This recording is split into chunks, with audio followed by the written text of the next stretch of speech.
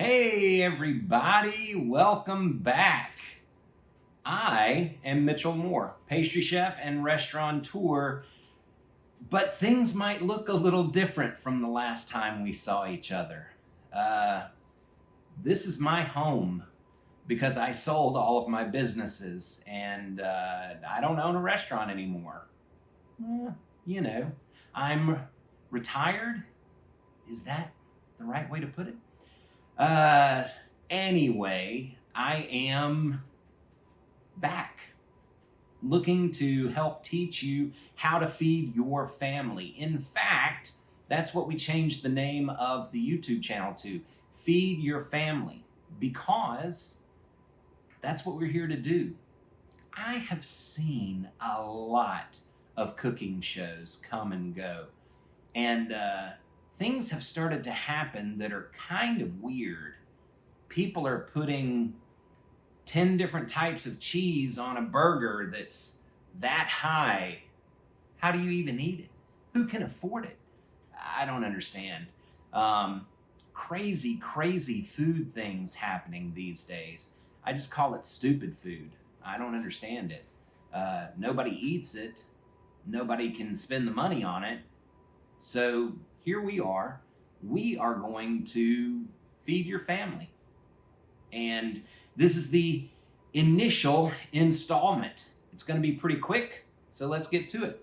I love steak with the passion of 1,000 burning suns. I love steak. And I like steak just like it comes. Just salt and pepper, a little garlic, maybe some thyme, melt some butter. I'm great. But my wife likes A1 sauce. Sometimes I like Heinz 57 sauce, like on French fries or things like that. My kid, she just likes ketchup, even on steak, but she's 10, so hopefully she'll grow out of it. But we don't actually buy A1 sauce here at our house. We make it. It's just the best steak sauce that you'll ever try. And that's what I'm going to show you. It's 2 ingredients, ketchup and Worcestershire sauce. I call it Worcestershire. That's actually the proper pronunciation. I'm not trying to flex, but you can call it whatever you want to. Everybody else I know calls it Lee and Perrins. So we use a little bit of ketchup, not much. That's probably a tablespoon. And then you can make 2 different sauces. Like I said, Heinz 57, you add about a teaspoon of Worcestershire sauce to ketchup, and you can see the color gets deeper. It's darker. It's got a much richer flavor. I prefer it to ketchup, honestly. But you can keep going, and you can do about 2 tablespoons of Lee and Perrin to 1 tablespoon of ketchup.